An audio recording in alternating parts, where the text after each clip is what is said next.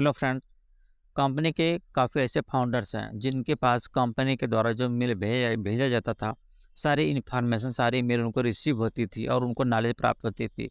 But काफ़ी महीने से या कुछ समय से कह सकते हैं ऐसी कंडीशन हो गई है, चाहे जाने या अनजाने में जैसी भी, उनको कंपनी द्वारा मेल नहीं भेजा जाता और ना ही उनको कोई इन्फॉर्मेशन प्राप्त होती है। तो इस पे उन्होंने ये कहा है कि अब उसके लिए क्या करना पड़ेगा, कंपनी को सपोर्ट को मेल करना पड़ेगा या कंपनी से कॉन्टैक्ट करना पड़ेगा। कैसे हम क्या करें कि मेल हमको प्राप्त हो? तो ये समस्या उनके सामने है।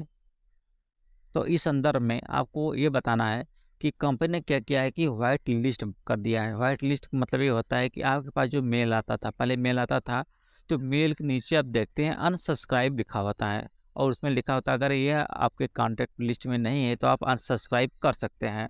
तो जाने अनजाने में तो आपने बाय मिस्टेक आपने उसको अनसब्सक्राइब कर दिया है। तो आपने अनसब्सक्राइब कर दिया है तो आपके पास कंपनी का किसी भी प्रकार का कोई मेल या इन्फॉर्मेशन प्राप्त नहीं होगा, जब तक आप लोग सब्सक्राइब नहीं करेंगे। तो इस तरह से बाय मिस्टेक हो चुका है, लेकिन अब उस चीज़ को कंपनी के पास सारी इन्फॉर्मेशन चली गई है, कंप्लेन चली गई है कि फाउंडर्स परेशान है, ऐसे बाय मिस्टेक उनके साथ ऐसा हो चुका है। तो अब कंपनी क्या कर रही है, उस चीज़ को व्हाइट लिस्ट कर दी है। व्हाइट लिस्ट का तात्पर्य ये होता है कंपनी ने सभी सारे लोगों को, जितने फाउंडर सभी मेल उनको मेल को सब्सक्राइब करवा दिया है अपने आप। आप कह सकते हैं कि आपके पास अब मेल आएगा। मतलब ये हुआ कि आपने जो बाय मिस्टेक कर दिया तो उसको कंपनी ने फिर से पुनः सबको भेज दिया है। इस तरह से आप अब ध्यान रखें, आपको अनसब्सक्राइब नहीं करना है। जो भी अनपैसिव से संबंधित रिलेटेड कोई मेल प्राप्त होता है, वो आप उस मैसेज को अच्छे तरीके से पढ़ेंगे और उसको अनसब्सक्राइब आपको नहीं करना है। अगर अनसब्सक्राइब करेंगे तो आपको किसी भी प्रकार की कोई मेल रिसीव नहीं होगी और इस तरह से आपके सामने प्रॉब्लम क्रिएट हो जाएगी। तो आपको ध्यान रखना है, आपको ऐसी गलती कुछ नहीं करना है। पहली बात, यह आपके लिए महत्वपूर्ण मैसेज था। सेकंड ये है कि ओटीपी रीसेट करने पर कुछ नहीं शो हो रहा था, जो 6 डिजिट का जो आपका ओटीपी प्राप्त होता है। आपको करना कुछ नहीं है, सिर्फ यही करना है कि जो 6 डिजिट का ओटीपी आपको प्राप्त होता है, उसी ओटीपी को आपको बार-बार उसमें फिल करना है और कुछ नया ओटीपी जनरेट नहीं करना है।